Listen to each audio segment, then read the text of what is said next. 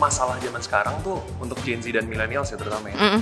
Itu adalah pendapatan mereka sama harga properti sekarang tuh nggak berbanding gitu loh. Dan orang nyari rumah tuh literally kayak nyari jodoh, caranya tuh beda-beda banget. Makanya kalau punya uang buat, oke ini kayaknya cukup nih buat DP nih gitu kan. Apa 100% jadiin DP semua apa enggak? Jangan. Dari saran nyokap gue, dia bilang kayak oke, nggak apa-apa sih kalau kamu mau bangun rumah cuman buat berdua dulu. Untuk orang-orang yang masih muda, beli rumah dengan KPR itu ada poin positif adalah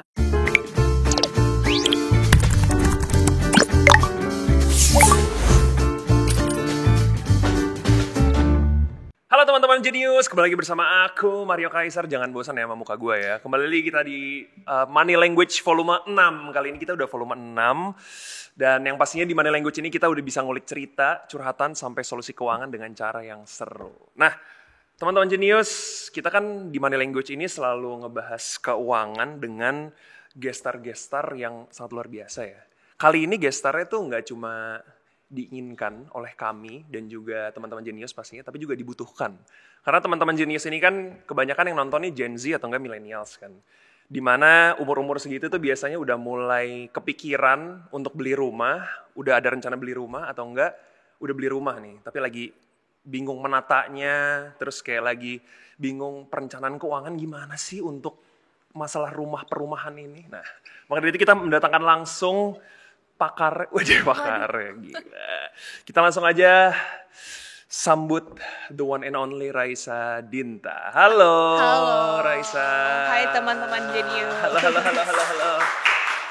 Raisa nih, gue yakin kebanyakan dari kalian udah pernah melihat di social media, terutama di Reels ya. Lo aktifnya di Reels? Reels, betul. Di Instagram ya berarti aktifnya. Yes. Makasih udah datang ke sini ya, ke Money Language ya. Thank you for having me. Terhormat banget loh. Katanya Raisa nih diundang ke Money Language ini, katanya dia pengen nge-share soal tips and trick dia. Bagaimana cara menata rumah dengan baik dan perencanaan keuangan. Betul begitu Raisa? Hopefully, semoga bermanfaat ya diskusi kita hari ini. Semoga ya. Raisa sekarang lagi sibuk apa sih kalau boleh tahu? Selain bikin Reels yang estetik ya? Bikin reels yang estetik. Selain bikin reels yang estetik, kesibukan aku adalah expecting, aku lagi hamil. Luar biasa, Jadi semoga lancar ya. Terima kasih. Jadi lagi preparing for the baby. Tapi gitu-gitu aja sih sebenarnya, tetap menjadi mandor in a way walaupun rumahnya udah jadi ya. Iya. Tapi ada aja yang dikerjain kalau soal rumah sih. Jadi ujung-ujungnya tetap di rumah walaupun sibuk-sibuk juga. Oke, jadi sibuknya di rumah ya, bukan di luar ya? Di rumah kebanyakan. Menjadi ibu rumah tangga udah siap? Semoga udah siap ya dengan segala preparasi. Iya. Tapi lo menikmati gak sih sebagai content creator yang bekerja di bidang perumahan ya? Istilahnya apa sih kalau misalnya bikin konten rumah gitu? Home and living biasanya. Home and living ya? Okay. Sebenarnya ini best of both worlds sih. Karena gue tuh sebenarnya bukan orang yang nongkrong terus suka pergi-pergi gitu. Jadi kayak kalau konten di rumah terus hasilnya juga emang ngebahas home and living kan dapat semuanya. Iya, toh. Benar. Kayak ada kegiatan, ada kerjaan, tapi nggak usah keluar rumah. Iya, jadi benar. nyaman sekali. Ya, it's my life gitu kan, kayak ini pekerjaan gue. Kantorku adalah rumahku. Betul. By the way, lo tuh penyanyi kan? Penyanyi awalnya, tapi sekarang? Jadi udah lama sih sebenarnya nggak aktif jadi musisi itu. Jadi gara-gara startnya tuh waktu pandemi, kan semuanya stop tuh kayak festival dan lain-lain. Terus pas pandemi itu gue juga sambil kebetulan S2. Oh lo mulai S2 tuh saat pandemi atau kebetulan lagi pandemi? Tiba-tiba pandemi pas S2. Oh tiba-tiba pandemi. Setengah jalan lah. Oh setengah jalan, oke. Jadi habis itu S2-nya selesai, masih pandemi juga, aktif musik juga belum begitu aktif. Akhirnya coba sempet kantoran dulu. Oh Tahun 2021 itu start ngantor. Oh, jadi sambil bermusik lo ngantor tuh? Sambil musiknya lagi idol dulu nih gara-gara pandemi. Itu ngantor dulu, abis itu sambil ngantor, sambil ngonten. Keren abis. Jadi lo waktu itu 3 ya? Ya semuanya ya, agak serakah ya semuanya kerjain ya. Gak apa-apa dong, kan untuk membeli rumah kan? Betul. Ya, terus. Iya, jadi ya sambil ngantor, sambil udah tuh ngurusin persiapan bangun rumah, kan ternyata banyak ya. Sambil bangun rumah, sambil ngantor, lama-lama lebih fokus ke konten sih. Jadi ngantornya stop. Jadi tuh kalau ditanya kayak Raisa musisi ya, musisi iya, karyawan iya, content creator iya, apa apalagi? ya yang nggak dikerjain ya? Sebutin lagi apa lagi nih? Gitu.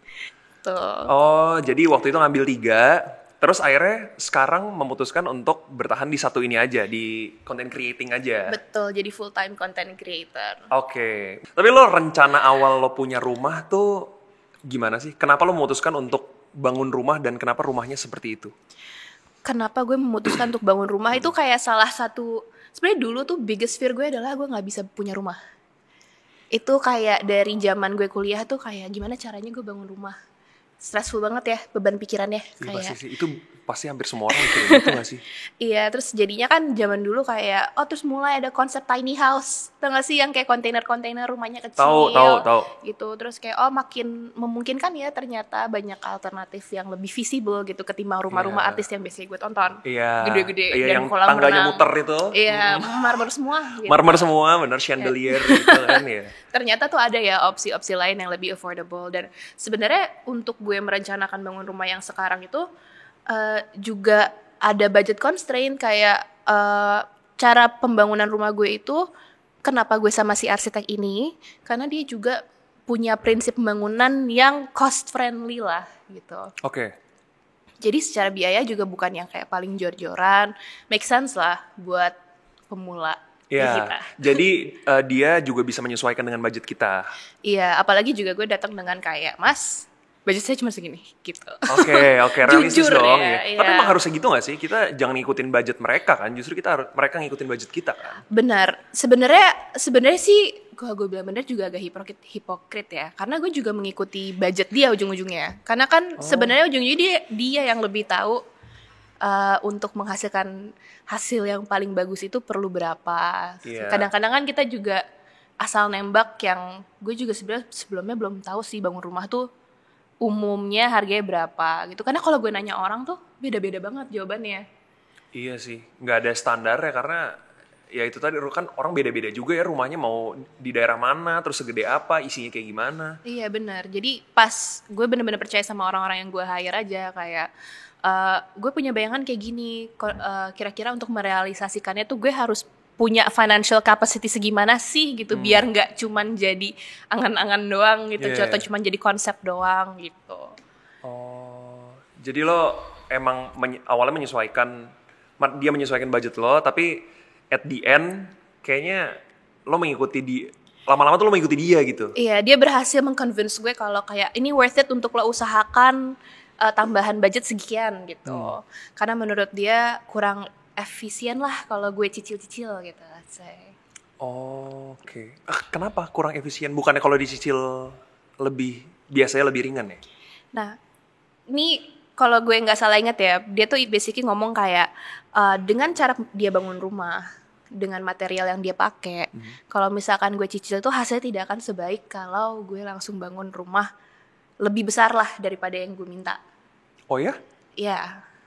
Oke. Jadi awalnya kan karena terinspirasi dengan tiny house ya. Iya. Gitu. Jadi pengennya udahlah kita cuma tinggal berdua, tinggal kayak kamar mandi, dapur apa segala digabung aja.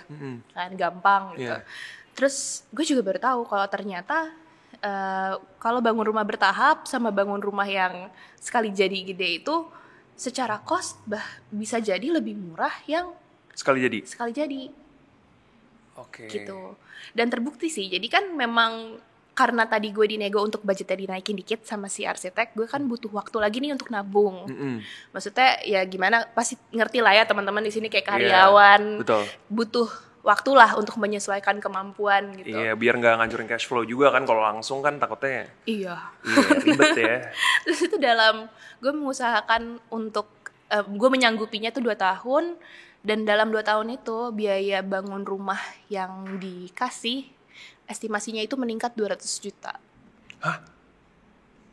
Meningkat itu karena apa? Meningkatnya tuh jadi kayak karena kan kita kalau udah bangun rumah tuh dikasih desain terus kayak dikasih rancangan biayanya tuh kayak apa-apa aja. Pipa berapa meter, baja berapa meter gitu-gitu. Dan itu ternyata harganya juga naik turun. Oh gitu, nggak Yes. fix ya. Jadi misalnya kita dikasih perencanaannya segini sekian, harga sekian.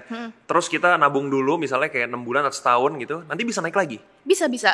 Karena kan kebutuhan material tuh ya biasalah, kayak kalau lagi susah harganya naik gitu-gitu. Belum lagi kita misalkan BM pengen keramik yang grade-nya gimana gitu-gitu kan. Oh iya sih. Itu pricing-nya akan naik turun terus, dan itu yang kadang-kadang orang nggak ngeh. Karena kan biasanya kalau ditanya bangun rumah berapa sih? Oh, per meternya segini. Tapi it's not that simple. Ternyata, gue juga baru tahu pas gue dapet tagihannya. Jangan ditiru. Oh iya ya. Jadi emang semuanya tuh nggak ada yang menentu ya, kecuali lo emang bayar di awal gitu kan. Berarti sebenarnya yang kalau dari yang lo bilang tadi, kenapa bangun rumah di awal itu bisa lebih murah? Karena harganya itu sendiri kan bisa naik turun ya. Yes, betul. Tapi bisa turun juga. Tapi kalau gue sih pengalamannya bukan turun ya. Cuman kebetulan gue suka nyari diskon. Jadi Oh, apa yang gitu. ada di budgeting kontraktor bisa gue turunin harganya karena misalkan gue lagi jalan-jalan kemana, Ya. ketemu diskon. Oh. Ya kan bayar pakai apa? Diskon Iya, gitu. iya. Nah, itu skill juga sih. Skill penting yang harus kita miliki. Wah, itu In this economy. iya benar sih, benar. Itu skill yang kayaknya kalau didengar-dengar tuh simple gitu. Kita cari diskonannya tapi ribet dan suka males gitu. Soalnya kita kayak maunya carinya gampang aja kan. Aku mau ini. Udah, lo jadiin aja gitu. Iya, dan yang gue nggak ngeh tuh kayak pas bangun rumah ternyata belinya kan gak 1-2 ya. Misalkan kayak keramik lo beli buat berapa meter gitu. Iya. Dan kayak diskon yang dikit tuh nanti ujung-ujungnya menggunung. Enak banget lihat harga menurun tuh. Iya ya. Oh, jadi harga turun tuh tergantung kita nyarinya pinter apa enggak ya? Tuh. Oh, oke. Tapi kalau misalnya lo pakai kontraktor biasanya dicariin nggak sama mereka? Kalau gue dari awal udah ngomong kayak boleh nggak gue bantu sourcing. Jadi kalau misalkan gue menemukan barang yang menurut gue menarik dan di bawah harga RAB, gue ambil sendiri deh. Nanti untuk pemasangannya tetap dibantu kalian gitu. Mereka sih very open with that gitu. Jadi yang membuat gue merasa terbantu adalah dari awal gue open soal budget gue berapa, terus pas proyeknya juga jalan, gue tuh sangat vokal dalam kayak, mas saya tuh mau irit di bagian sini gitu. Subsidi silang. Iya. Jadi misalkan ada yang lebih pricier gitu, kayak apa yang bisa kita kurangin ya. Iya. Cuman jangan sampai dari secara grade turun. Cuman gimana cara ngakalinnya biar kita dapat best of both world lah. Nah, lo pas bangun rumah, lo kan selalu ikut tuh step by step. Jadi lo tahu banget hal yang paling memorable dalam pas membangun rumah tuh apa? Hal yang paling memorable. Selain rumah itu jadi ya, dan peletakan batu pertama gitu. Jujur gue nggak ada lagi di peletakan batu pertama. Gue nggak tahu batu yang mana kayaknya. Nggak ada ya? Soalnya pas digaruk tanah gue isinya koral. Jadi kayak batunya banyak. Koral?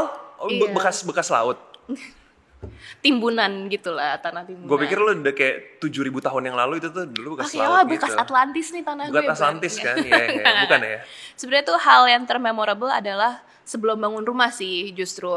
Jadi kalau kalian pernah lihat konten gue kan, rumah gue tuh banyak banget kacanya. Jadi hampir nggak ada dinding luar. Ya. Kaca semua. Nah, waktu kita dinego kayak udahlah bangun rumahnya sekaligus gede aja. Itu kan agak keluar budget ya. Terus kita tuh mau nanya kayak bisa nggak sih ini kita bikin rumah tumbuh aja. Yeah. Masih nego lah, masih usaha kayak biar kita nggak pressure banget ngebiayainnya. Terus arsitek gue bilang bisa sih, mungkin kita mulai dari nggak usah pakai kaca dulu ya mbak. Lo bayangin nggak kalau rumah gue nggak ada kacanya di bawah? Konsepnya ganti jadi rumah panggung. Betul, lebih ke penjara ya. Kayak even nggak ada tutupan sama sekali di lantai bawah, karena kan benar-benar 360 itu kaca semua. Ya adalah dindingnya tuh cuman kayak I'd say 10% lah gitu. Jadi kalau jadi kayak lucunya adalah rumah gue tuh hampir dibangun dengan konsep rumah panggung dulu. Biar rumah panggung dulu. Yes. Jadi yang dipropose sama arsitek gue, instead of bikin rumah tumbuh yang kayak nanti bangunannya ditambah ya gitu-gitu, adalah bikin masa bangunan yang sama, tetap sebesar itu, tapi tanpa kaca-kaca yang dia desain di awal. Oke, jadi kacanya diganti apa? Gak ada. Literally kayak panggung gitu. Bener-bener kayak Jadi rumah panggung kalau di TMI itu di bagian-bagian Sumatera. Oh, kayak Gitu. gitu. Iya, Yang jadi ada kolongnya juga. iya itu. Oh. Awalnya hampir seperti itu rumahnya. Tapi enggak, akhirnya enggak Tapi jadi. enggak, ya alhamdulillahnya gue dikasih rezeki untuk menyanggupi proposal desainnya dia Oke. yang lebih bagus lah ya Iya, pastinya. iya, iya. Itu jadi untungnya nggak jadi. Karena kalau enggak ya mungkin sampai sekarang rumah gue konsepnya bukan apa yang kalian lihat di social media sekarang gitu. Iya, Bisa iya. jadi masih jadi rumah panggung. Oh, alah. Itu. Awalnya tuh jadi sebelum lo ada budgetnya, konsepnya tuh rumah panggung gitu dulu. Hampir jadi rumah panggung. Tapi kenapa dia menyarankan untuk bikinnya rumah panggung? Karena itu sebenarnya secara rangka itu udah seperti rumah yang sekarang. Jadi tinggal nanti kalau udah punya budget tinggal pakein kaca jadi. Oh gitu. Gitu. Oh. Jadi iya. instead of rumah tumbuh yang rumahnya makin luas karena ada masa bangunannya, itu dia propose-nya lebih ke nyicil detail-detailnya kayak cerminnya kacanya nanti aja gitu. Itu menurut gue lucu sih karena kayak hampir banget rumah gue berarti beda banget ya jadinya. Iya. Gitu. Tapi yang bikin beda adalah cuma karena si kacanya itu kan. Iya, Kalau nggak ada kaca itu ya rumah panggung gitu. rumah panggung Jadi bener-bener rangka awalnya tuh rumah panggung emang. seperti kalau misalkan lo lihat kayak house check yang awal-awal gitu, rumah gue tuh emang bener-bener cuman kayak banyak tiang aja, nggak ada dindingnya sama sekali, pengerjaan bata tuh dikit banget. Gitu. Jadi kalau orang lihat tuh kayak, oh kalau ini nggak ada kacanya ya rumah panggung sih, basically versi modern dan industrial aja. Iya. Oh gitu. Gitu. Unik juga ya. Unik kan, gue Konsepnya juga awalnya kaget gitu pas ya. dikasih tahu kayak, oh that's a thing ya. Gue Iya, kira iya. masih ada cara lain. Gue gitu. juga baru tahu lagi bisa awalnya bisa gitu juga ya ternyata ya konsepnya. Iya. Oke. Dari pengalaman lu sendiri selama membangun rumah sampai sekarang kan udah jadi nih, lo udah bikin konten segala macam. Kalau lu bisa balik lagi, lo pilih rumah tumbuh kayak lo waktu itu atau rumah yang udah jadi? Kalau lihat pengalaman gue ke belakang dan kebutuhan gue sekarang gitu ya, gue tidak menyesal sih pilih untuk membangun rumah yang agak lebih gede. Oke. Jadi bukan rumah tumbuh pada umumnya ya. Biasanya kan kalau orang bilang rumah tumbuh tuh dia perlu naikin ke lantai 2 lah, atau masa bangunannya ditambah, square footage-nya ditambah gitu. Kalau waktu itu sih gue emang sengaja. Kalau waktu itu sih emang gue nggak direkomendasikan untuk bikin rumah tumbuh. Karena selain si konsep rumah panggung itu dan nggak kecocokannya dengan cara arsitek gue membangun rumah, secara biaya juga karena ada kenaikan yang dalam 2 tahun 200 juta itu, gue juga dibilangin kayak kebetulan gue memfinance bangun rumah itu secara kredit ya, pakai nyicil, gitu. Jadi kebut-kebutan aja nih antara mau bayar bunga atau bayar biaya material yang naiknya lebih gak tahu lagi akan gimana.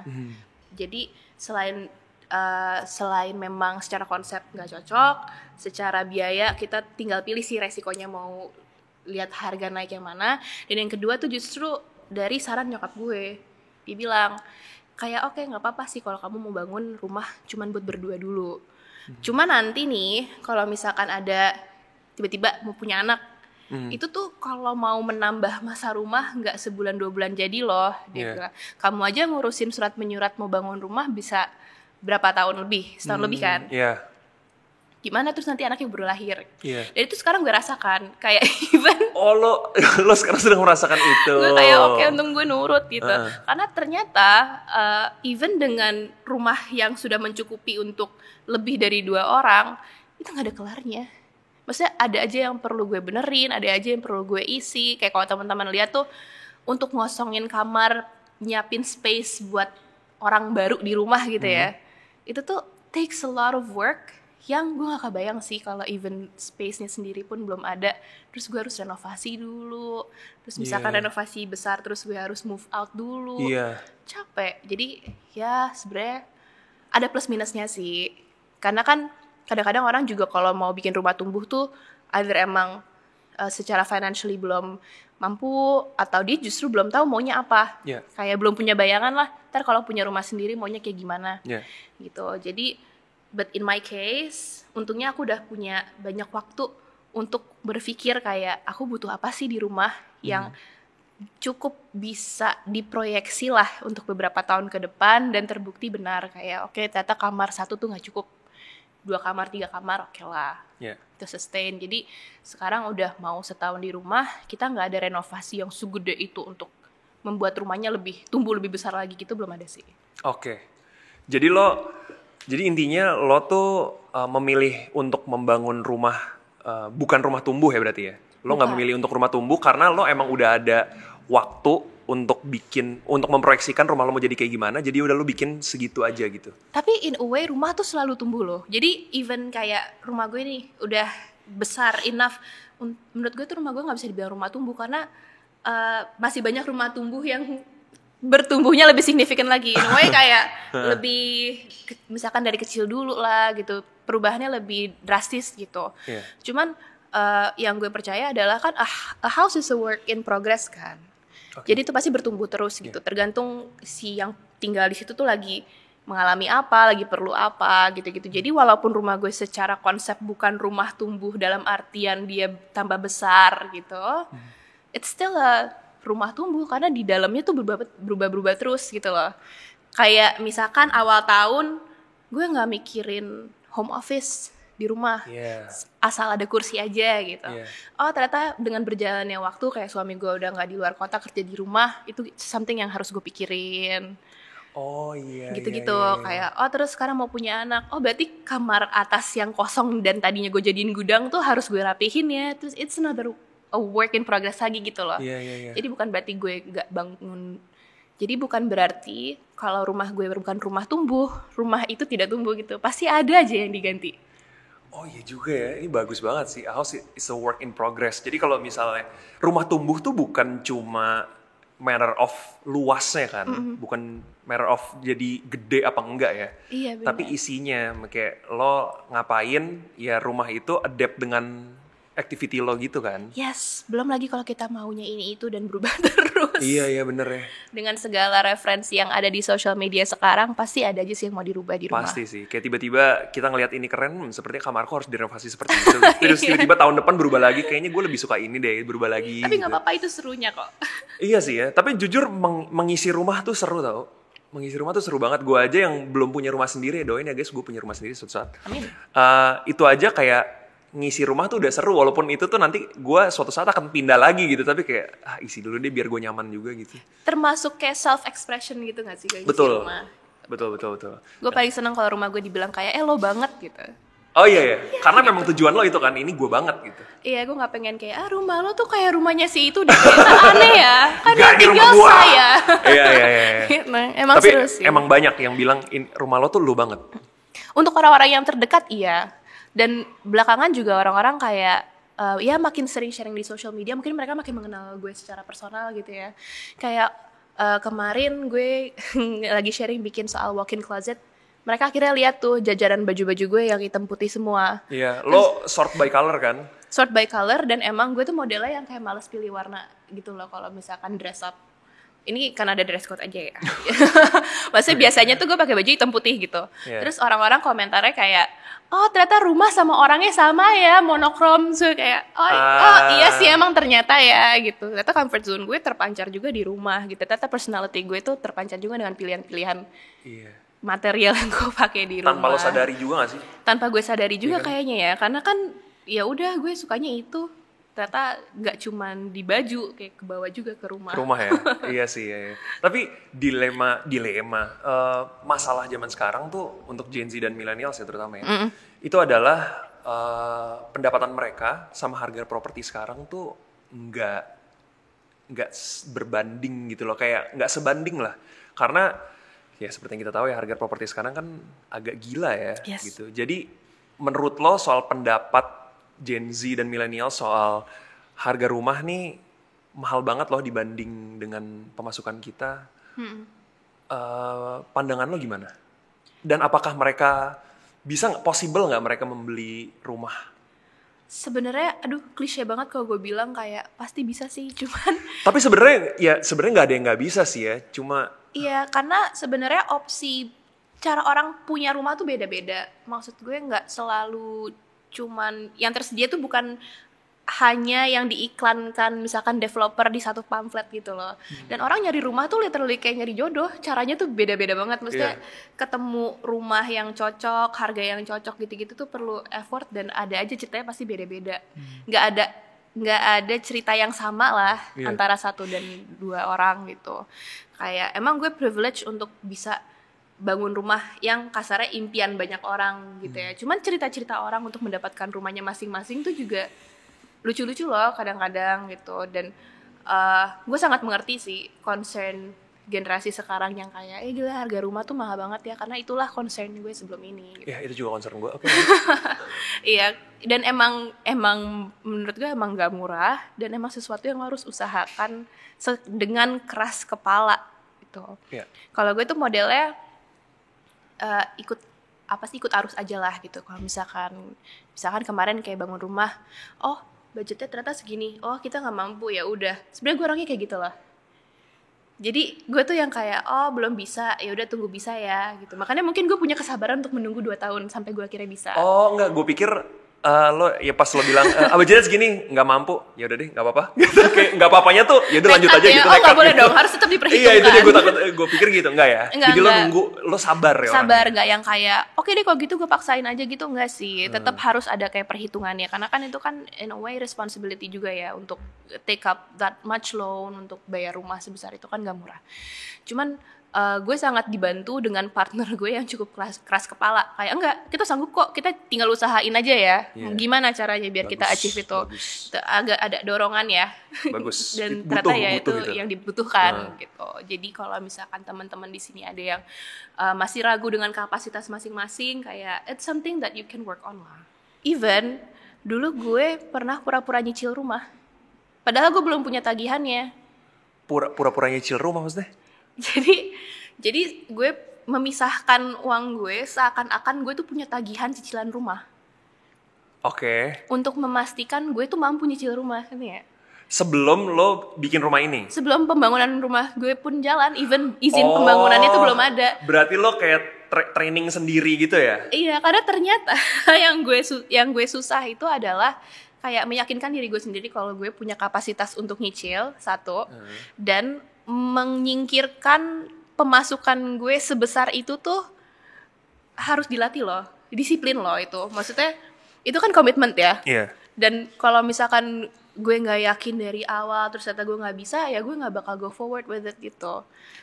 Itu kebiasaan yang gue nggak pernah lakukan sebelumnya. Gue pura-pura nyicil. Tapi keren sih. Itu tapi sama aja kayak nabung kan itu sebenarnya. Sama aja kayak nabung. Ujung-ujungnya kayak ya enaknya waktu gue bangun rumah, jadi gue udah punya cukup banyak reserve untuk kayak bikin interior dan lain-lain gitu. Makanya mungkin kalau orang lihat di house-nya kayak gila ya rumahnya udah dibangun terus langsung diisi lumayan penuh gitu isinya. Ya iyalah, gue kan ceritanya nabung udah.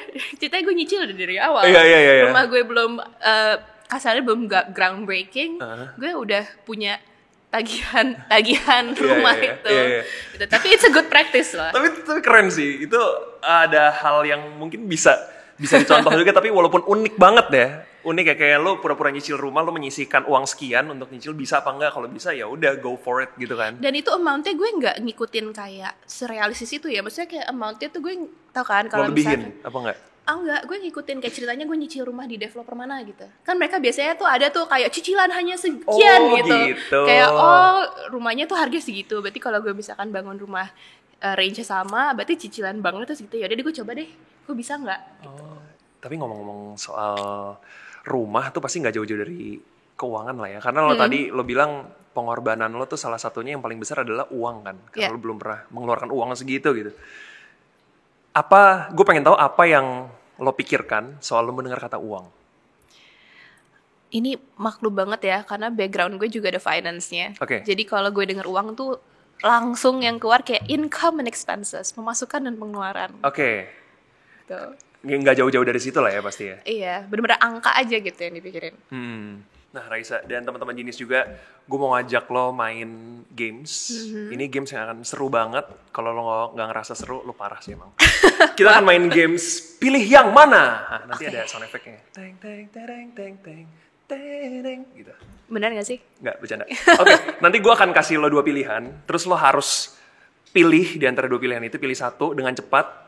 Tapi abis itu lo jelasin kenapa lo pilih itu. Oke. Oke? Oke, gue fokus deh kalau gitu. Iya, lo harus fokus ya. Pilihnya cepat, tapi jelasinnya nggak usah cepet-cepet. Oke. Oke? Siap ya? Teman-teman Genius juga boleh ikut main ya. Walaupun gua nggak akan merespon, sorry gua nggak dengar soalnya. Oke? Yang pertama, pilih yang mana? Tinggal di rumah pohon super estetik, tapi harus naik tangga 50 meter setiap hari, atau rumah bawah tanah yang nyaman, tapi nggak ada sinyal internet. Rumah pohon lah. Rumah pohon yang estetik. Rumah pohon estetik walaupun harus naik 50 meter tadi ya? Iya, tangga 50 meter. Yes. Oh, dengan kehamilan lo ini? Gak apa, ntar gue pikirin cara untuk lebih mudah dia naiknya. Oh, kenapa? Siapa yang gak pengen tinggal di tree house dari kecil gak sih? Kayak ini ya, Winnie the Pooh. Winnie the Pooh di dalam pohon ya, Bo? Iya kan, tree house kan? Kalau tree Iya, house iya. tuh definisinya gimana sih? Iya sih. Pohon, terus ada rumahnya rumah gitu. kan. Cuman kan yang tadi lo bilang bukan dia berarti gue tinggal di dalam batang Iya, bukan pohon. bukan sih. Jadi pohon gede, terus tangga 50 meter gitu. Bener-bener. Mendingan itu. Karena itu salah satu childhood dream gue dulu. Pengen punya tree house yang keren. Oh, emang childhood dream? Oh. Iya, karena kalau dulu di rumah, gue dulu tinggal sama kakek gue, dia cuma punya bonsai doang. Jadi kalau mau dibikin rumah pohon kan nggak bisa ya, Nggak bisa, kecil nggak bisa. pohonnya. Gitu. Ya, lebih ke kelingking aja yang masuk ya.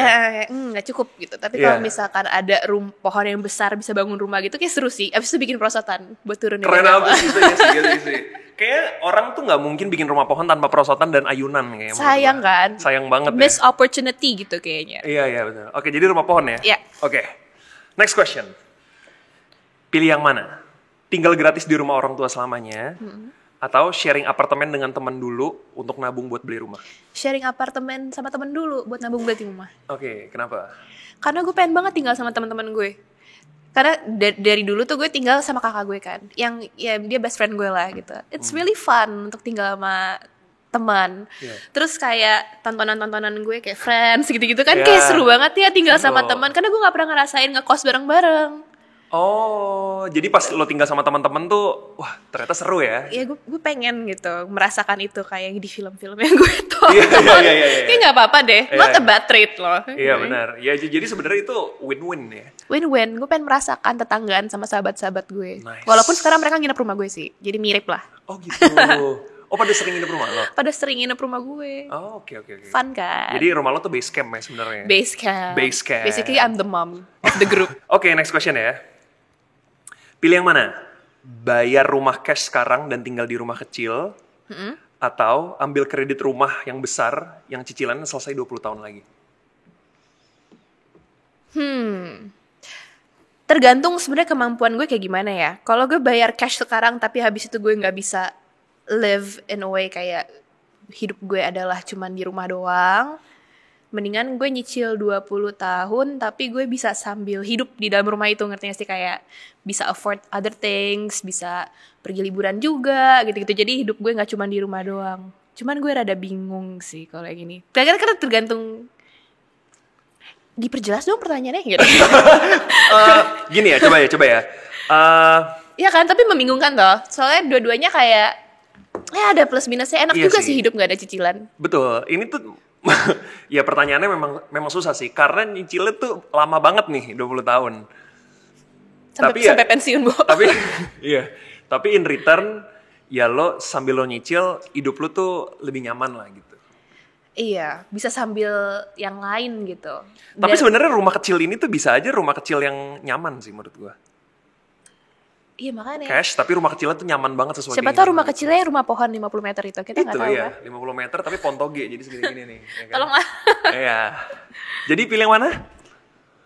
Nyicil 20 tahun sih Nyicil ya? kayaknya. Oke. Karena lo sabar ya gue tahu Karena sih. gue orang sabar. Terakhir ya. Hah? Pilih yang mana? Bangun rumah tumbuh tapi biaya konstruksinya naik tiap tahun, atau bangun rumah jadi dengan KPR tapi bunganya naik di tengah jalan. Sebenarnya basically ini sama-sama naik sih, cuma ini Gak ada yang konstruksinya kayak atau KPR. pilihan bangun rumah gratis gitu. Kebetulan kalau ada saya juga mau. Iya kan? Dua-duanya gak ada yang gak naik. Ya, Sama-sama harus bayar juga. Sebenarnya berarti tergantung ya, kita udah tahu mau rumah yang kayak gimana, ketemu rumahnya kayak gimana. Terus kapasitas kita untuk bayarnya gimana. Ada yang bisa kita tanyakan kah soal ini? Yang pasti bukan gue, karena gue juga bingung. Tolong. Iya, tapi ini teman-teman Genius juga pasti pada mau tahu ya, karena kita aja masih agak bingung sebenarnya. Walaupun kayaknya kita udah kayak kebayang, kayak pengen ini deh. Tapi pasti ada aja yang masih dipikirin, mending yang mana ya naiknya lebih bagus, yang di KPR atau apa namanya bahan-bahan untuk bangun rumahnya. Bangun rumah, gitu. iya betul. Karena kalau dari pengalaman gue kan, ya maksudnya itu basically kasus gue gitu. Iya, iya. Cuman apakah sekarang sama Yeah. gitu? Apakah itu akan apply juga ke teman-teman Genius gitu? Kalau misalkan kalian menjalankan apa yang gue jalankan sekarang kan belum tentu ya. Iya. Jadi lebih baik kita tanya ke ahlinya aja kali ya. Yes please. Ya, oke teman-teman Genius, kita akan tanya langsung aja ke ahli keuangan ya untuk rumah perumahan ini, home and living ini. Langsung saja kita sambut our next guest star, Mas Budi Raharjo selaku Certified Financial Planner dari OneShield. Nah, Raisa, Mas Budi ini adalah Certified Financial Planner nih dari episode 1 ya Mas ya, yang akan membantu kita untuk memahami lebih dalam soal gimana caranya kita merencanakan keuangan untuk rumah nih, untuk membeli atau mengisi rumah. Nah, pokoknya soal perumahan inilah. Gitu. Halo Mas Budi, apa kabar? Kabar baik. Makasih ya Mas sudah mampir-mampir lagi ya. Iya. Halo Mas Budi, salam kenal. Ya. Salam kenal juga Raisa. By the way, ini loh, tapi beneran tadi waktu pas Raisa cerita tadi kan saya juga ngamatin ya. Saya bertanya-tanya backgroundnya Raisa tuh sebenarnya apa? dan ternyata Dan ternyata apa backgroundnya? putih tuh backgroundnya. Enggak ya? Oh, bukan biru ya? Dari situ Backgroundnya gitu. money language. Backgroundnya ada finance-nya. Ada finance-nya. Oke, karena semua yang dilakukan sama Raisa tadi kalau saya amatin itu sesuai dengan prinsip-prinsip pengelolaan keuangan yang mungkin nggak banyak orang lakukan ya, gitu ya, biar bisa achieve her and her husband goals lah ya. Yeah. Tujuannya mereka itu apa, pengen punya rumah gitu kan, itu pasti harus diperjuangkan. Itu sih yang saya lihat tadi. Tapi emang kelihatan ya Mas dari jawaban-jawabannya. auranya kayaknya emang udah. Auranya finance tuh gimana ya? Aura finance ya. Emang kalau mata CFP beda kali. Beda ya. Oke, Mas Budi, ini kan kita ngomong-ngomong soal rumah nih, pasti semua orang nih kayaknya, terutama yang nonton ya teman-teman Genius ya, pasti banyak banget, saya yakin 90% lah. Kayak either udah pernah mengalami atau sekarang lagi mengalami pengen dilema untuk membeli rumah, ngisi rumah atau nyewa rumah. Nah, tapi untuk pendapat Mas Budi soal pertanyaan kok ke Raisa tadi. Oke. Menurut Mas Budi lebih mending beli rumah, bangun rumah tapi rumah tumbuh tadi, tapi yang naik itu harga materialsnya, atau bangun rumah dari awal, tapi yang naik tuh KPR-nya. Beli rumah tapi yang naik KPR-nya, bukan KPR-nya. Nah, ini kita harus yang pertama yang kalau kita lihat adalah kondisi keuangan kita dulu, ya kan. Jadi kalau kita yakin dengan kondisi finansial kita ya, terus kemudian kita tahu nih, wah kemampuan kita bisa jangka panjang ini begini begitu gitu ya, maka mungkin ngambil KPR itu oke. Tapi kan kalau sekarang pekerjaan orang macam-macam. Ada yang dia pekerjaannya sebagai nggak cuma karyawan, tapi juga ada dia sebagai content creator ya, ada yang bisnis dan sebagainya yang income-nya kadang up and down. Maka perlu dipikirkan dengan seksama nih. Pilih tadi yang rumah tumbuh, tapi itu langsung rumah tumbuh tadi langsung ya cash atau KPR juga? Enggak, rumah tumbuh tuh kayak Iya. beli dulu Bangunnya yang kecil, bertahap. nanti Bangunnya bertahap ya gitu. kan. Sama kemudian tadi ada yang panjang banget gitu kan. Rumah udah jadi tapi kemudian ambil KPR tapi suatu saat kemungkinan ada kenaikan. Iya. Nah, kalau kita lihat dari antara kedua itu ya kembali kita tadi apakah income kita tipikal yang seperti apa? Misalnya contoh dia adalah seorang atlet yang income-nya tuh kalau pas lagi menang wah gitu gede dapat banget gitu. Ya mungkin rumah yang tadi awal tadi akan lebih cocok buat dia gitu kan. Saat dia dapat penghasilan Dapat besar penghasilan itu, dia bangun dari mungkin beli tanahnya dulu ya kan. Contoh ini mungkin bertumbuhnya lebih konservatif lagi ya. Beli dari tanah awal, dulu ya kan. Terus kemudian biar harga material nggak naik mungkin dia nabung material gitu kan. Jajan semen. Jajan semen. Tapi udah punya plan gitu ya. Tapi dia udah punya plan gitu kan. Terus kemudian baru dia bangun dan sebagainya. Nanti habis itu suatu saat dia punya rezeki lagi diperbesar lagi. Intinya dia sudah bertahap ya antara tahapan 1 sama tahapan kedua itu dia sudah punya rencananya gitu. Nah, tapi kalau untuk yang ternyata dia itu tipikal penghasilnya konsisten, stabil, naik tapi mungkin kenaikannya itu juga agak lama gitu ya. Nah, yang ambil KPR jangka panjang tadi mungkin juga oke. Dan sebenarnya juga nggak semua KPR itu yang kita ngambil tahun awal bunganya promosi, terus kemudian tahun berikutnya floating tiba-tiba naik tinggi. Karena ada juga kan KPR yang dia itu fix cicilannya sepanjang masa tenornya. Nah, itu kan juga bisa jadi pilihan. Cuman kan biasanya orang-orang juga tertarik juga dengan bunga promonya kan. Misalnya awal bunga promonya pas dihitung-hitung, oh cicilannya nih 3 juta, 4 juta, lumayan dong ini ketakar nih buat ini. Tapi terus kemudian begitu floating, tiba-tiba floatingnya bisa naik sampai jadi 5 juta. Habis itu ngambil dari kocek yang mana lagi nih buat bayar cicilannya ya, nah itu planningnya hancur ya. Planningnya jadi berantakan. Nah, jadi gimana tuh caranya buat mengantisipasinya hal seperti itu? Kita juga lebih baik kalau floating itu misalnya bunganya akan dari fix kemudian jadi floating, kita juga membuat tadi simulasi ya. Ini menarik juga. Memang makanya saya bilang ini kayaknya mau tertarik jadi financial planner apa nggak sih? Gitu. Habis ini kita ngobrol ya. Coba ya, One Shield itu tuh luar biasa loh. Track recordnya tuh bagus ya, coba mungkin bisa ya. Nah, jadi dibikin simulasi dulu gitu. Gimana kita cari tahu simulasinya kalau bunganya mengalami kenaikan? Kan sebenarnya kita bisa nanya ke banknya itu sendiri. Sekarang bunganya dia kalau floating itu di rate berapa? Terus kemudian cicilannya berapa? Sehingga kita bisa memprediksi ya. Nanti kalau misalnya ternyata sekarang cicilannya oke ini sanggup, terus kemudian tiba-tiba bunganya naik, terus kemudian kira-kira di angka segitu, ini saya masih bisa nyicil apa enggak ya? Kita proyeksikan dengan penghasilan dan sebagainya. Tapi itu pun juga bukan satu-satunya faktor. Saya nggak bikin mengecilkan bahwa orang ngambil KPR yang itu aja jangan juga ya. Tapi bukan itu. Tapi kita juga nakar nih waktu pas terjadi kenaikan penghasilan itu ada penghasilan pengeluaran lain juga enggak yang akan membebani waktu pas cicilannya mengalami kenaikan. Nah, jadi perlu dipertimbangkan juga tuh waktu pas terjadi kenaikan itu. Nah, buat orang-orang yang profilnya dia orangnya konservatif, pinginnya hati-hati ya, terus kemudian kalau bisa jangan ada perubahan signifikan kepada cicilan dan sebagainya, lebih baik ngambil yang cicilan panjang tadi, dapat rumah yang dia mau gitu ya.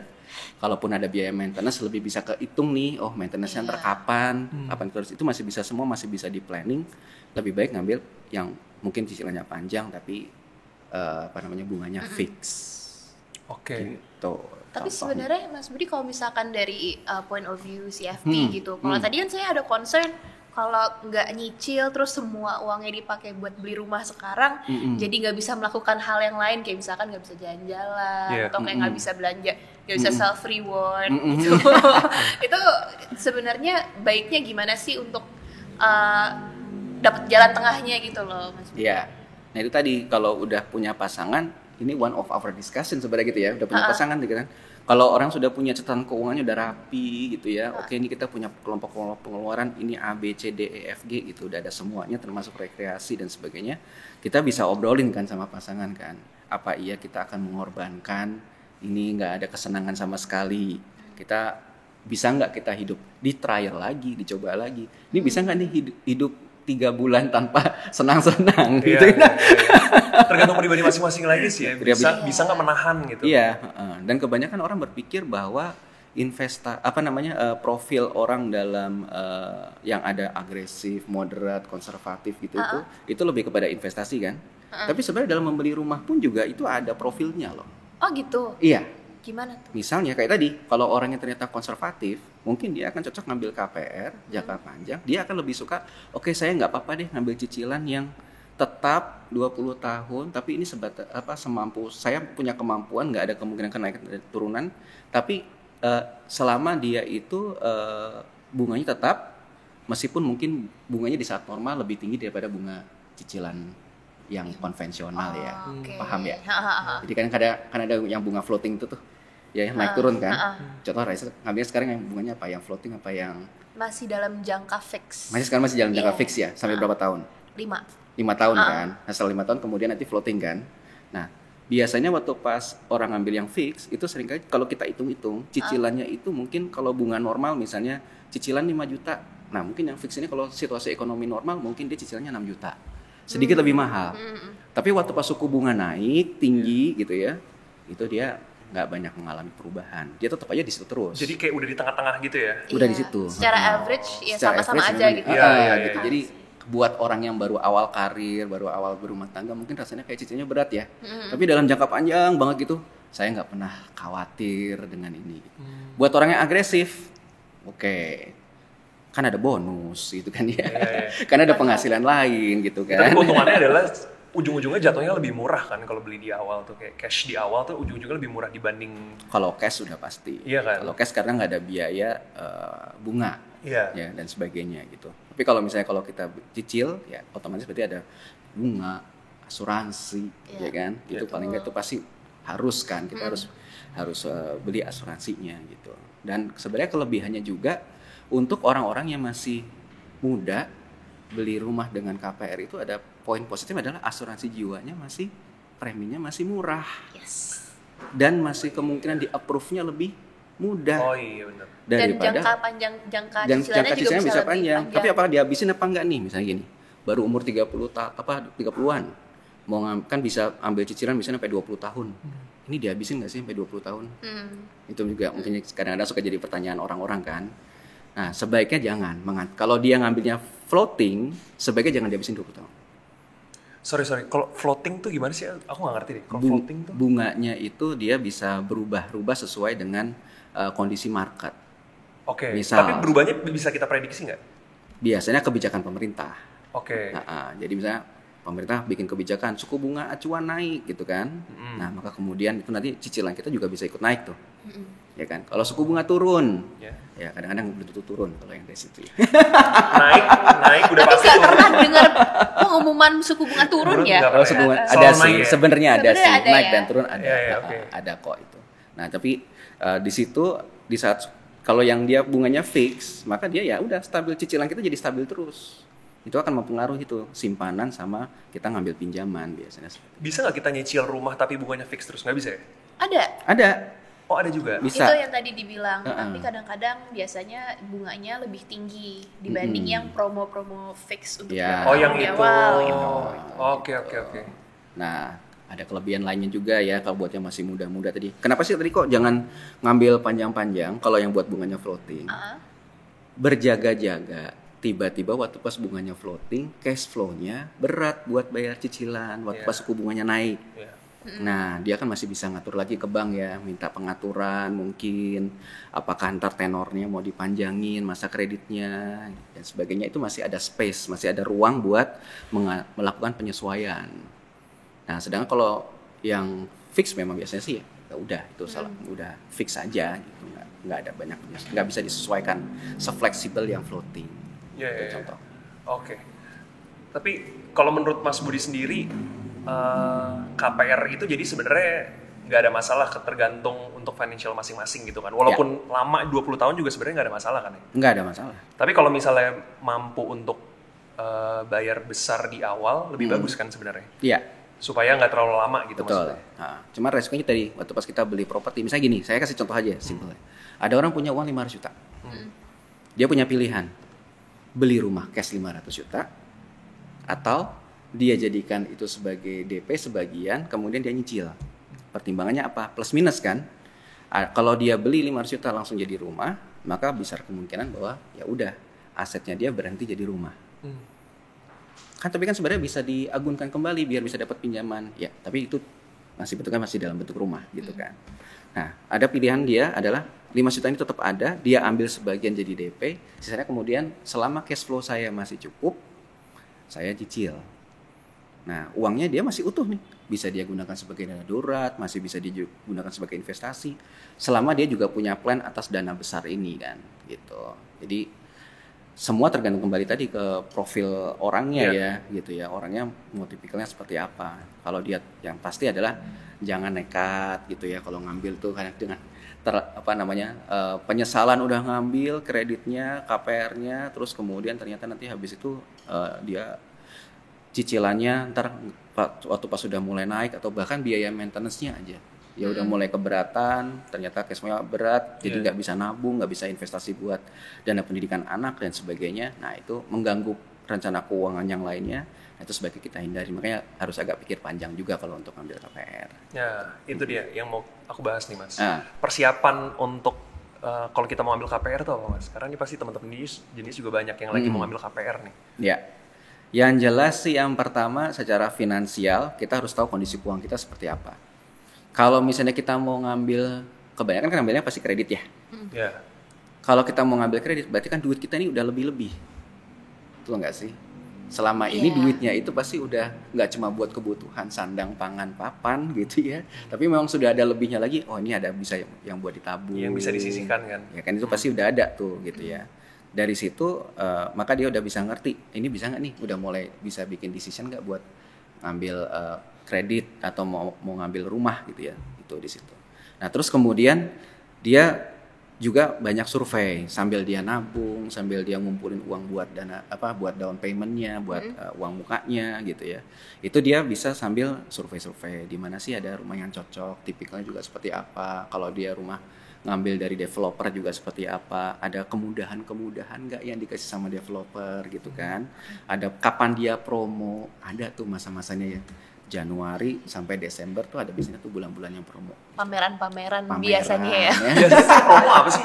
Kalau dari developer tuh yang promo apa sih? Biasanya ada kayak DP 0%, tuh ada atau bisa dicicil DP-nya terpisah dari KPR. Oke. Atau kayak dia kerja sama bank, terus nanti bunganya jadi lebih rendah atau gimana gitu. Banyak sih sebenarnya. Banyak banget. Gak pernah buy one get one tapi ya.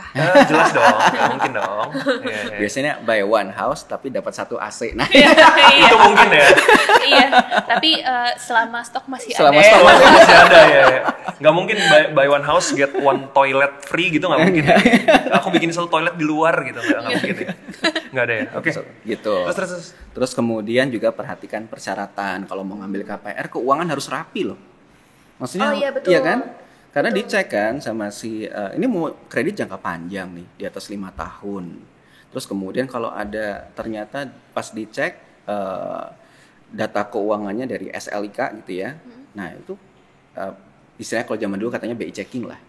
Yeah. Ternyata track recordnya pernah ada kredit macet atau apa, itu kan mengganggu proses kreditnya gitu. Mas Budi tapi mau tanya deh, tapi ini berdasarkan pengalaman aku ya, betul nggak sih kalau misalkan pekerja kantoran gitu yang punya slip gaji lebih mudah untuk dapat pinjaman ketimbang pekerja freelance yang zaman sekarang nih teman-teman jenis juga pasti banyak lah yang freelancer gitu. Otomatis. Kenapa? Karena gini, sebenarnya meskipun waktu pas seseorang ngambil KPR itu dia ada agunannya rumah, tapi sebenarnya kan bank itu bukan pengen ngambil rumahnya.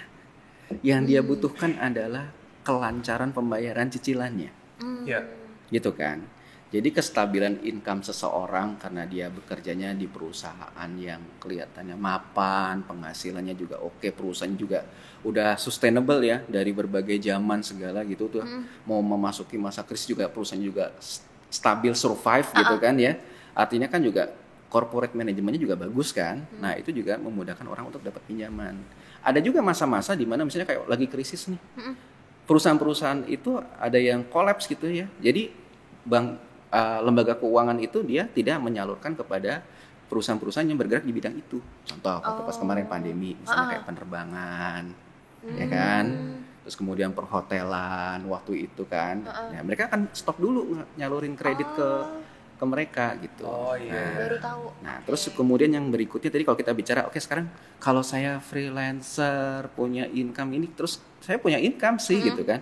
Terus saya kalau mau ngambil kredit gimana? Ya tadi, yang penting juga keuangannya dirapihin. Terus kemudian mungkin juga jangan cuma sekedar freelancer biasa, tapi kita juga harus udah mulai menjadi profesional freelancer. Ya itu. Kebayang nggak tuh profesional freelancer? Jadi maksudnya income-nya udah makin gede, harusnya juga biasanya udah mulai punya asisten, punya karyawan dan sebagainya kan. Terus datang ke bank itu pakai udah jas gitu ya. Agak gitu juga sih. Physically profesional gitu.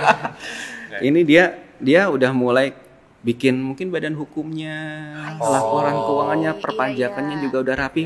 Dari situ juga maka si bank akan ngelihat ini bagaimana perkembangannya. Oh, ini udah menjadi bisnis yang serius gitu ya. Oh, ada struktur karyawannya, terus kemudian bisa dilihat aja, dianalisa aja nih perusahaan saya begini gitu kan.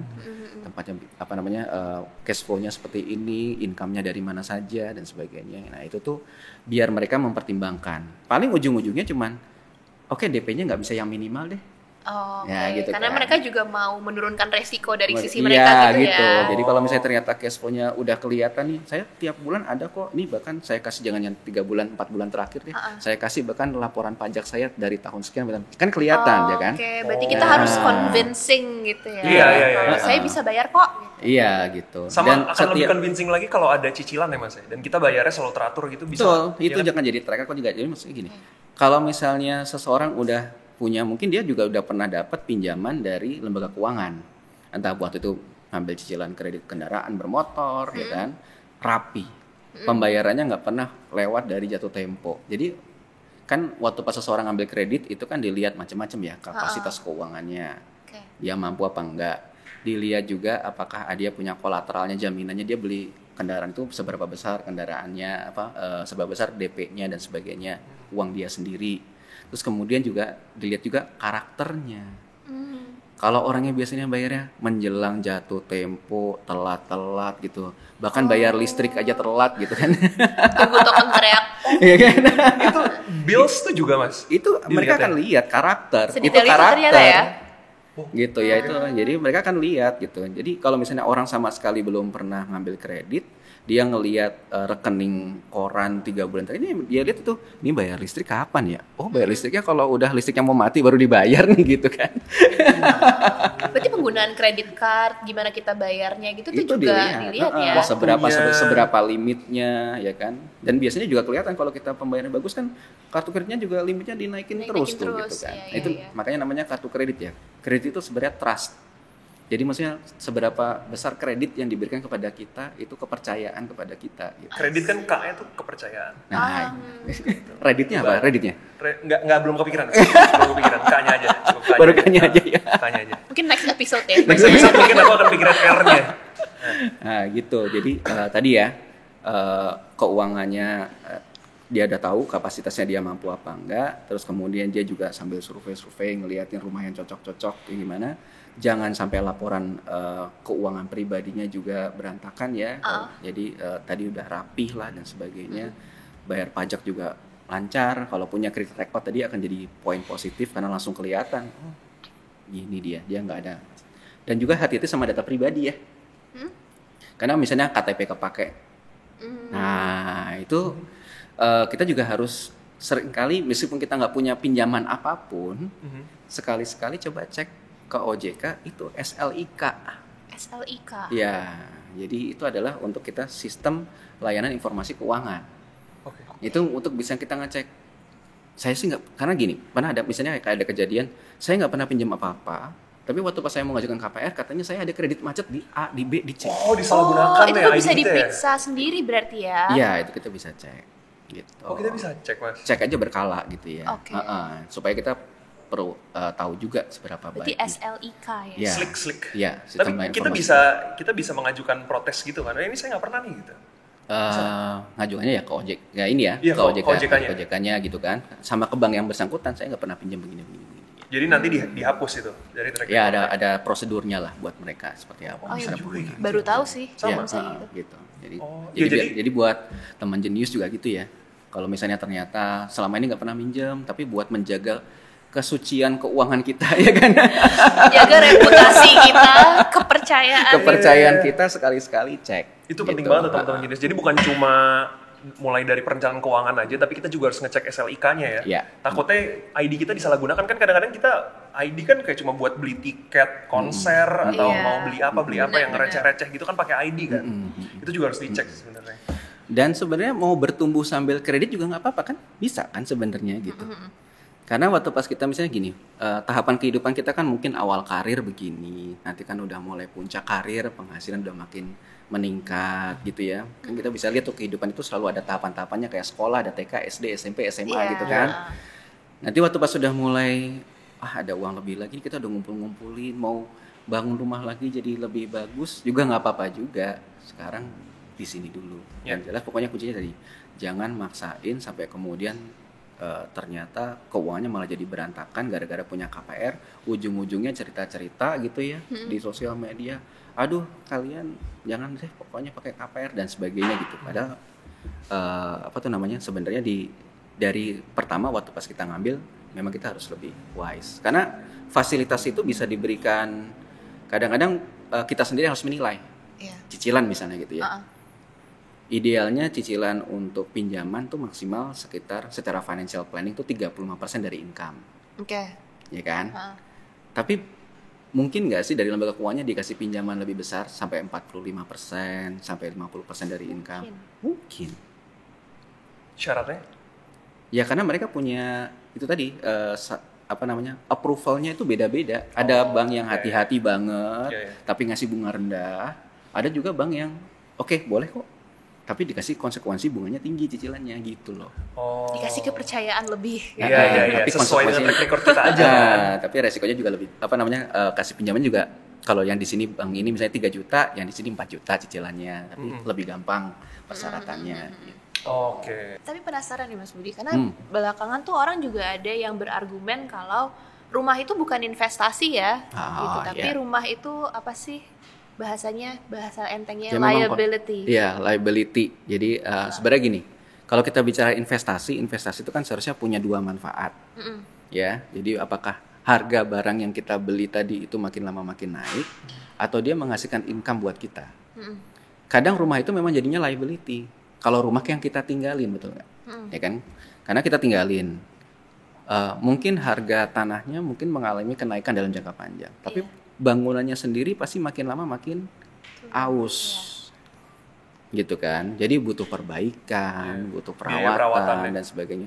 Tapi nggak bisa kita lepaskan bahwa manusia itu pasti ada barang yang dia konsumsi. Nah, karena dia butuh apa? Kebutuhan dasarnya manusia, ada sandang, pangan, papan. Udah pasti selama dia hidup ada sandang, pangan, papan, bahkan mungkin sekarang kesehatan, internet dan sebagainya gitu kan ya. Jadi kalau kita lihat di situ aja ya pasti akan memang selalu ada barang konsumsi, cuman bagaimana kita mengontrol barang konsumsi ini supaya juga jangan cuma jadi konsumsi tapi juga jadi sesuatu yang produktif. Ya, contohnya Raisa, rumahnya dijadiin konten gitu kan ya. Itu termasuk investasi dong. Itu kan jadi menghasilkan. Saya investor ya. Iya gitu kan. Jadi gimana caranya nih rumah nggak cuma jadi liability tapi akhirnya jadi aset gitu kan. Ya. Jadi bisa mengenerate income yang lain. Itu kan sebenarnya yang banyak dilakukan orang juga ya. Misalnya kayak dia punya profesi lawyer misalnya gitu. Supaya dia meyakinkan dia datang ke klien dengan kendaraan yang mewah. Harganya turun nggak kalau kendaraan? Turun kan? Tapi kenapa dia rela mengeluarkan uang dalam jumlah besar untuk sebuah kendaraan mewah? Karena bisa meyakinkan kliennya. Dan justru bisa mengenerate income lebih besar. Jadi kan yang paling penting kan adalah net cash flow-nya gitu kan. Net cash flow-nya seberapa besar gitu. Nah, kan itu tadi yang kita omongin kan keuntungan kita punya rumah, membeli rumah. Kalau sewa gimana Mas, menurut Mas Budi? Oke juga sih. Semua tadi tergantung ya. Jadi gini. Tadi kita bicara lokasi ya, misalnya kayak gitu. Kalau saya jauh banget dari lokasi kerja dan aktivitas sekolah anak dan sebagainya terlalu jauh, kayaknya saya udah nyicil dan saya capek banget secara ini ya. Sedangkan kalau mau cari rumah yang di dekat dengan lokasi pekerjaan mungkin secara kapasitas keuangan nggak mumpuni. Ya kita harus realistis, jangan dipaksain. Jangan gara-gara beli rumah terus kemudian jadi nggak bisa nabung buat investasi pendidikan anak. Nggak bisa rekreasi kalau ternyata itu adalah salah satu prioritasnya dia juga gitu ya. Mungkin dia akan rencananya beli tanah, beli rumah dan sebagainya itu bertahap dengan cash, dia bisa justru malah bisa lebih mengendalikan dengan investasi dan sebagainya agak jauh tapi buat rencana nanti dia pas pensiun baru dia punya itu. Nggak apa-apa juga. Paling kebanyakan orang bilang, tapi mungkin udah nggak kekejar kali ya. Itulah gunanya kita punya rencana investasi. Kalau kita cuman nabung, ya mungkin itu nggak akan achieve. Tapi kalau kita punya rencana investasi ya, penempatan dan alokasinya, nah itu bisa jadi Nah, strategi untuk Gen Z nih Mas yang mau beli rumah, ada nggak strategi yang bisa Mas Budi kasih yang tepat gitu? Karena kan biasanya Gen Z sama millennials kan sekarang ya itu tadi seperti yang kita udah bahas tadi di awal. Pemasukannya berapa, harga properti, gitu, to the roof gitu. Ada nggak Mas strategi yang tepat nih bisa dikasih untuk penonton teman-teman Genius? Satu, yang jelas prioritas ya. Ya nggak? Dua sisi. Prioritas keuangan. Apakah rumah jadi prioritas apa enggak? Nomor Ya satu. kalau udah tujuannya itu mau Iya, nggak mau sih ya. gitu kan. Karena itu akan mempengaruhi akhirnya berapa uang yang kita sisihkan buat masa depan. Kita punya memang paling enak kalau punya pasangan yang punya sevisi ya. Oke. Ini ya udah kita punya goals ini rumah ya. Berarti kesenangan yang lain-lain kita atur ya. Kita atur dalam arti kita bikin aja anggarannya. Kita pisahkan anggarannya. Nanti kalau kita mau ngambil mau senang-senang ambil dari situ. Setelah habis ya udah selesai. Gitu kan. Itu aja kadang-kadang masih kepake buat dana darurat kadang-kadang ya kan. Iya. Benar. Bener nggak? Terus yang kedua, jangan cuma sekedar nabung. Rencananya tetap harus ada. Jadi komitmennya tuh ada gitu ya. Tapi juga dikembangkan. Cuma investasinya juga jangan yang terlalu agresif banget. Karena biasanya orang beli rumah itu kan juga nggak panjang ya. Bukan yang dia rencana buat DP rumah nanti ya 10 tahun lagi baru ini. Kecuali memang berencana beli cash 10 tahun lagi. Boleh instrumen-instrumen yang agresif. Karena biasanya mereka cuman 3 tahun 4 tahun lagi saya mau beli rumah. Maka ya juga instrumen-instrumennya mungkin ya sebatas lebih kepada tabungan, deposito gitu ya. Bisa agak lebih beresiko sedikit obligasi atau mungkin emas. Itu boleh digunakan sebagai sarana buat nabung persiapan mau beli rumah. Oke, Gitu. jadi jangan sekedar nabung tapi investasi juga ya Mas? Ya, harus investasi juga Iya. gitu. Itu tipsnya ya. Karena ini adalah bagian dari pertama nyiapin keuangannya dulu buat biar ada DP-nya. Setelah punya DP, nah baru deh simulasi itu gitu kan. Bahkan mungkin sambil nabung tadi bisa kayak tadi ya udah simulasi kan. Kalau saya ini makanya dari udah kayak seolah-olah nyicil kan. Iya. Pura-pura nyicil ya. Jadi kita udah datang ke pameran properti, ini rumah yang kayak gini, cicilannya segini ya. Kita simulasin aja. Itu jadiin tabungan kan sebenarnya. Iya. Gitu. Tabung sebesar itu. Itu beliau tadi. Iya, akhirnya kekumpul buat DP, Iya, kekumpul buat ini. Boleh nggak buat Mas, itu. kita simulasi tapi kita belum punya uangnya sama sekali gitu. Boleh nggak Supaya apa-apa. kita tahu kita maunya nabungnya segini gitu. Iya, bisa Nggak apa-apa juga kan? untuk orang-orang yang profesional, untuk orang-orang yang pebisnis, untuk orang-orang yang kreatif kan takaran penghasilannya dari dia sendiri. Nah, Oke, saya punya kebutuhan sandang, pangan, papan, cicilan rumah, investasi ini segini. Income ideal saya segini. ya. Itu jadikan bisnis plan-nya. Jadi Oh iya, benar. hitungnya dibalik ya. Dibalik. Ya, Jadi dibalik. kita ada targetnya gitu. Ya. Gue harus income segini gitu. Itu bagian dari perencanaan karir kita juga sebagai seorang profesional. Benar-benar. Oke.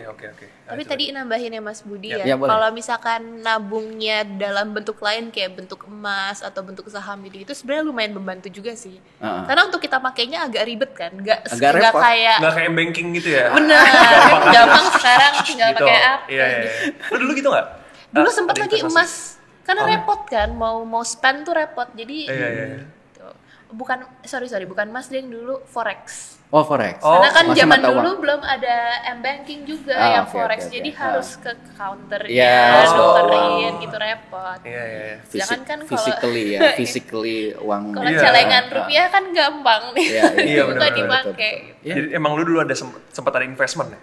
Bukan sebenarnya mikirnya nabung aja sih, cuman nggak tabungan. mau dalam bentuk yang semudah itu untuk gue pakai lagi gitu. Oke. Jadi mempersulit diri sendiri lah untuk Persulit kebaikan diri. jangka Iya. panjang. Iya sih benar.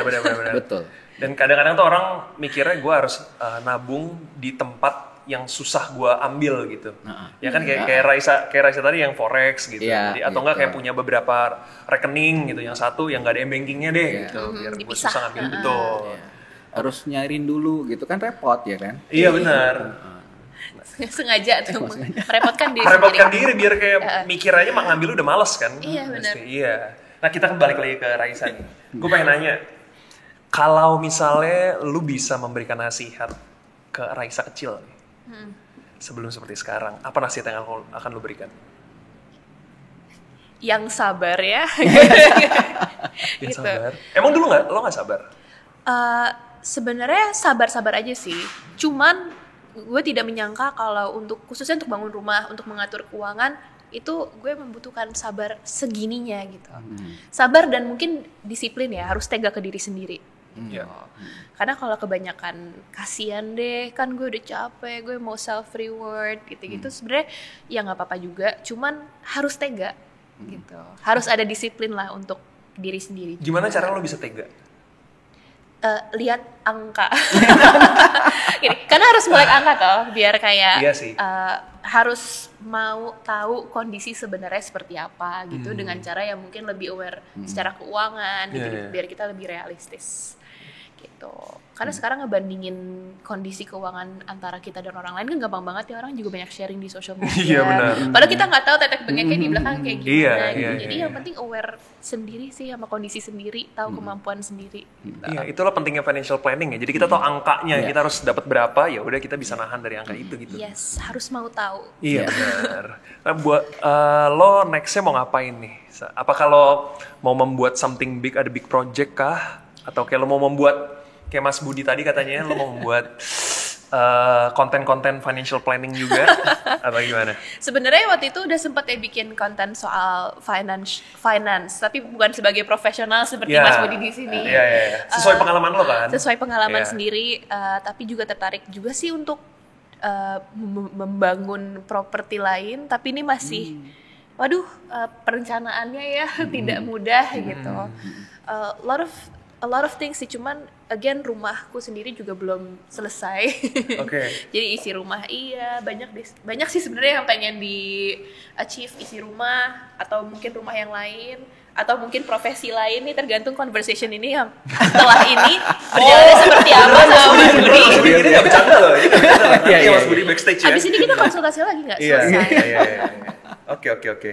Jadi itu ya. Tapi sampai berarti yang lo prioritaskan sekarang adalah rumah lo dulu nih. Lo mau menyelesaikan rumah lo dulu, yang ngisi-ngisi rumahnya segala macam. Itu Betul, dulu. walaupun sekarang rumahnya juga udah sempit sih, ya space-nya udah mulai semakin terisi. Yang mau lo lanjutin tuh apa kalau boleh tahu? Apa ya, kayak pasti tuh ada aja tahu, Iya sih. ada aja yang mau diganti ditambah atau kayak kemarin nih gue belum sempat bikin lemari lagi. Never ending deh pokoknya, pengen punya TV lagi misal gitu-gitu. Jadi lebih Mama ke banget upgrade lah. ya? Lebih ke upgrade, ya? bener. Iya, lebih ke upgrade ya.